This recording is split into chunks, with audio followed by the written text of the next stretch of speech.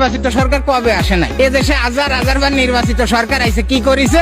দুর্নীতিতে বাংলাদেশ বিশ্ব চ্যাম্পিয়ন। শ্রমিক লেভেলের তো একজন এমপি হয়ে 2-5 বছর পরে 10,000 কোটি টাকার মালিক। কি রে ভাই, টাকা কি এত সস্তা? আমি আপনি কাম কাজ করে খাই না? একটা টাকা ইনকাম করে আর এক বেলা ভাত জুটানো পৃথিবীতে যে কত কষ্টের কাজ, কল্পনাও করতে পারবেন না। এক বেলা ভাত জুটানো আর একটা টাকা ইনকাম করা কত কঠিন। আর শ্রমিকতে এমপি হয়ে 5 বছর পরে 10,000 কোটি টাকার মালিক। নির্বাচন মানে কি? 300 জন রাক্ষস আর 50 জন রাক্ষসী তৈরি করা, এছাড়া আর কিছুই না।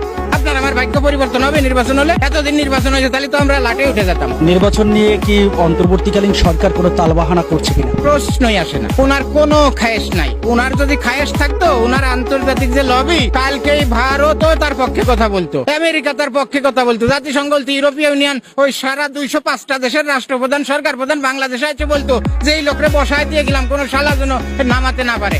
কেউ যদি তার বিরুদ্ধে কথা দেখে নিব, সেটা তার দ্বারাই সম্ভব। সে কি বলতিছে? সে বলতিছে কি, যে এতদিন ইলেকশন করছে, ওই নির্বাচনী এক নিয়ম করেছে বিএনপি থাকছে 5 বছর চলেছে, যেই বিএনপি নামে আবার আওয়ামী লীগ আসছে, সে আবার নিয়ম কানুন সব পাল্টাই ফেলেছে। এখন আমি একটা সংস্কারটা কি, সংস্কার মানুষ হলো বোঝে না, আমরা সাধারণ মানুষ বুঝি না। সংস্কারটা হলো এরকম যে এতদিন যে নির্বাচনী নিয়ম ছিল, দেশ চালানোর নিয়ম ছিল, আইন কানুন ছিল, বিএনপি ক্ষমতা এসে 5 বছরে একরকম চালায় নিয়ম কানুন করে, ঠিক ওই নিয়ম আওয়ামী লীগ আসলে আবার সাথে সাথে ওই নিয়ম বাতিল করে নিজের মতো আবার করে নেয়।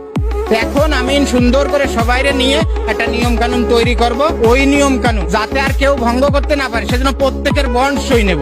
দলের প্রধানরা প্রত্যেকে বন্ড সই দেবে যে হ্যাঁ এই নিয়মের সাথে আমি রাজি, যাতে ভবিষ্যতে কেউ ক্ষমতা আসলি ওই নিয়ম আর কেউ ভাঙতে না পারে, ওই নিয়মের অধীনেই চলে। এটা কি খারাপ কাজ? এই দেশের মানুষ তো ভালো কিছু মানে ভালো মনে করে না, ওইটাই খারাপ মনে করে।